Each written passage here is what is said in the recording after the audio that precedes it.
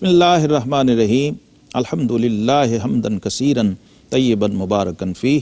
مولا صلی وسلم دائما ابدا علی حبیبک خیر الخلق کلہم۔ ناظرین محترم، پاک دل و پاک باز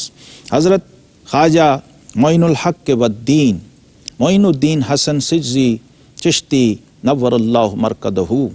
آپ کا ذکر خیر، آپ کی سیرت طیبہ، آپ کی تعلیمات پہ ہم بات کرتے ہیں۔ اس پروگرام میں حضور خواجہ غریب نواز کو بارگاہ رسالت مآب صلی اللہ تعالیٰ علیہ وسلم میں جب آپ کے شیخ کامل نے پیش کیا تو گویا وہاں سے سند قبولیت حاصل کی، بارگاہ الہی سے بھی اور پھر بارگاہ رسالت مآب صلی اللہ تعالیٰ علیہ وسلم سے بھی۔ رسول اللہ صلی اللہ علیہ وسلم کی خدمت میں جب آپ کو پیش کیا گیا تو آپ کے مرشد نے فرمایا کہ معین الدین بارگاہ رسالت میں سلام عرض کرو، تو آپ نے سلام پیش کیا، السلام علیکہ یا سید المرسلین، تو جواب آیا وعلیکم السلام یا قطب المشائخ یا قطب الحق والدین۔ خواجہ غریب نواز فرماتے ہیں کہ بارگاہ رسالت مآب صلی اللہ تعالیٰ علیہ وسلم سے مجھے حکم ہوا، ارشاد ہوا کہ معین الدین تم ہمارے دین کے معین ہو، ہمارے دین کے مددگار ہو، اور تمہیں اب ہندوستان جانا ہے، سرزمین ہند، جو اس وقت کفر کا، شرک کا بہت بڑا گڑھ بن چکی تھی، طبقاتی تقسیم تھی اور انسانیت ذلت اور پستی کے عجیب و غریب پاتال کے اندر ٹھوکریں کھا رہی تھی، ایک دلدل تھا جس میں انسان دھنسا چلا جا رہا تھا۔ خواجہ غریب نواز خواجہ معین الدین چشتی اجمیری رحمۃ اللہ تعالی علیہ سفر کرتے ہوئے افغانستان اور پھر پاکستان، جو اس وقت ظاہر ہے سارا ہی ہند تھا، پھر سرزمین لاہور کو آپ نے شرف بخشا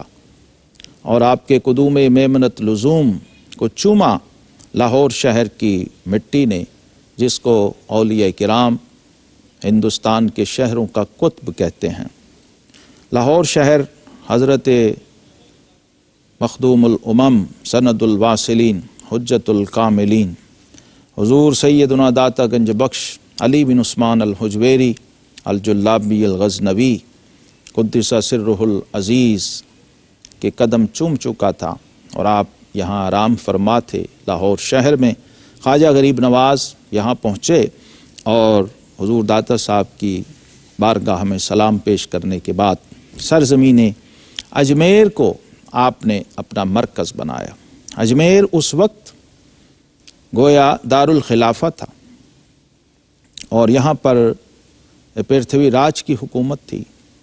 پتھورا کے نام سے راجہ تھا، اور ایک سیاسی اور ایک مذہبی ان کا تسلط بھی تھا، ایک خلفشار بھی تھا، لوگوں کے اندر کئی طرح کی تقسیم تھی اور انسانوں کو گویا انسان پوج رہے تھے، اور پھر انسان کی ذلت و پستی کا یہ حال تھا کہ اپنے سے بھی کمتر چیزیں، سیر کی کتابیں اگر دیکھیں، اس تاریخ کی کتابیں دیکھیں تو حیرت ہوتی ہے کہ انسان گویا قبل از اسلام کا جو جاہلیت کا زمانہ ہے وہ منظر ہمیں دکھائی دیتا ہے سرزمین ہند پر، اور اجمیر تو اس وقت مرکز بن چکا تھا۔ کئی طرح کے یہاں پر جادوگر، جوگی اور ساحر اور کاہن یہ مسلط تھے، مذہبی فضا پر چھائے ہوئے تھے، اور انسانیت کو انہوں نے اپنے مسخر کر رکھا تھا اپنے آگے۔ ان کی ضروریات اور ان کی کمزوریاں اور ان کے نقائص ان کے سامنے تھے، تو انسان اس پستی کو جا چکا تھا کہ سانپ کی پوجا ہو رہی تھی، آتش پرستی ہو رہی تھی، سورج اور چاند کو پوجا جا رہا تھا، بتوں کو پوجا جا رہا تھا، اور ان غلیظ اور نجس چیزوں کو معبود سمجھا جا رہا تھا۔ چوہے اور بلی اور چچوندر، ان کو بھی ایک مذہبی تقدس حاصل تھا۔ ایک عجیب و غریب فضا تھی جہاں حضور خواجہ غریب نواز خواجہ معین الدین چشتی اجمیری رحمۃ اللہ علیہ جلوہ افروز ہوئے، اور آپ نے یہاں پر موجود انسانیت کی ہدایت کا سامان فرمایا۔ گویا بارگاہ الہی سے ہدایت کا ایک منارہ نور تھا جو یہاں جلوہ گر ہوا۔ حضور خواجہ غریب نواز فرماتے ہیں کہ شیخ الاسلام حضرت خواجہ عثمان ہرونی رحمۃ اللہ تعالی علیہ کی میں خدمت میں رہا تو 20 سال میں نے ان کے ساتھ گزارے۔ اور پھر آپ فرماتے ہیں کہ جب اللہ کی معرفت اور دوستی اور اس کی پہچان مجھے عطا ہوئی اور دنیا کی حقیقت مجھ پر کھلی اور یہ ذمہ داری مجھے سونپی گئی، تو اپنے مرشد کا فیض لے کر اس سرزمین پہ آیا۔ آپ نے بڑے جید خلفاء تیار کیے، مریدین تیار کیے، اپنے خدام اور درویشوں کو تبلیغ کے لیے تیار فرمایا، اور یہاں ایک ایسی فضا فراہم کی، کیونکہ یہاں پر توہم پرستی بہت زیادہ تھی، تو خواجہ غریب نواز رحمۃ اللہ تعالی نے عین اس حوض کے کنارے ڈیرا لگایا جس کو بڑا مقدس سمجھا جاتا تھا، انا ساگر جھیل کو، اور اس کا پانی جو ہے وہ کسی اور کو پینے کی اجازت نہیں تھی، بڑا پوتر اور مقدس پانی اس کو سمجھا جاتا تھا۔ خواجہ صاحب نے ایک خادم کو وضو کا پانی لانے کے لیے کہا، اور وہ وہاں گیا تو پہرے داروں نے اس کو روک دیا کہ یہ پانی تمہیں نہیں دیا جا سکتا، یہ مقدس اور پوتر پانی ہے۔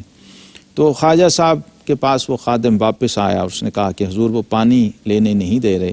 تو خواجہ غریب نواز رحمۃ اللہ نے فرمایا اچھا وہ نہیں لینے دیتے، تم دور سے ہی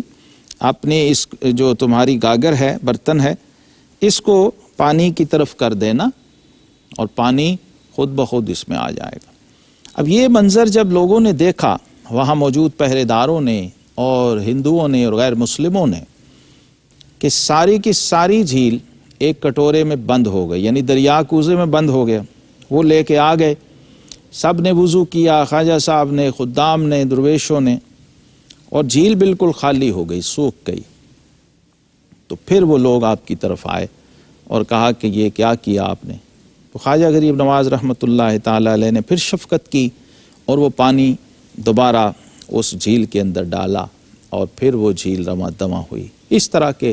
کئی واقعات پیش آئے کہ لوگ آپ کی طرف متوجہ ہوئے۔ آتش پرستوں کو بھی آپ نے توجہ دلائی کہ یہ آگ جس کی تم پوجا کرتے ہو یہ تو خود مخلوق ہے، تم خالق کی طرف توجہ کرو۔ بت پرستوں کی توجہ دلائی کہ تمہارا حقیقی خالق کون ہے۔ اپنی محبت سے، اپنی شفقت سے اور اپنی بندہ نوازی سے اور اپنی نگاہ کیمیا اثر سے آپ نے اللہ کے بندوں کو اللہ سے واصل کرنے کا پروگرام بنایا، اور تعلیمات آپ کی ایسی ہیں کہ آپ فرماتے ہیں کہ حق تعالیٰ کے پہچاننے کی علامت یہ ہے کہ آپ مخلوق سے رغبت نہ رکھیں، اور فرمایا کہ معرفت کیا ہے؟ معرفت ہمارے اندر خاموش رہنے کا داعیہ پیدا کرتی ہے، خاموشی کا داعیہ پیدا کرتی ہے، کیونکہ صوفیہ کہتے ہیں کارا کی خبر شد خبرش باز نہ آمد، جسے حق کی خبر ہو گئی، اصل کی خبر ہو گئی، پھر اس کی خبر کسی کو نہیں آتی۔ تو حضور خواجہ غریب نواز فرماتے ہیں کہ ہم سانپ کی طرح کینچلی سے باہر آئے اور نگاہ دوڑائی تو ہم نے دیکھا عاشق و معشوق اور عشق اصل میں ایک ہی ہیں، یعنی عالم توحید میں سب ایک ہے۔ یہ عارفانہ رسائی ہے، آپ کے معارف ہیں خواجہ غریب نواز رحمۃ اللہ علیہ کے، جو آپ کے مشاہدات اور آپ کے احوال سے تعلق رکھتے ہیں، کہ جب نگاہ معرفت سے دیکھا تو کیا ہوا؟ اصل شہود و شاہد و مشہود ایک ہے، اصل شہود و شاہد و مشہود ایک ہے، حیران ہوں پھر مشاہدہ ہے کس حساب میں۔ یعنی ایک عالم حیرت اور تحیر بھی اس راہ کا حصہ ہے۔ اللہ تبارک و تعالیٰ کی یہ شان ہے، اس لیے صوفیاء یہ کہتے ہیں یا دلیل المتحیرین، اے اہل تحیر کے لیے دلیل راہ۔ جب لوگ حیرت زدہ رہ جاتے ہیں، بڑے بڑے عرفاء، بڑے بڑے صلحاء اور بڑے بڑے اولیاء، تو پھر وہ اللہ کی بارگاہ سے رجوع کرتے ہیں اور پکارتے ہیں یا دلیل المتحیرین، اے اللہ ہمیں اپنی طرف خود ہی راہ دکھا اور خود ہی ہماری رہنمائی فرما۔ حضور خواجہ غریب نواز رحمۃ اللہ تعالی علیہ، آپ کی تعلیمات، آپ کے ملفوظات سے ہم فیض یاب ہو رہے ہیں۔ اس پروگرام کے ذریعے یہ سلسلہ انشاءاللہ العزیز جاری اور ساری ہے۔ اگلے پروگرام میں آپ سے پھر ملاقات ہوگی۔ وآخر دعوانا ان الحمد للہ رب العالمین۔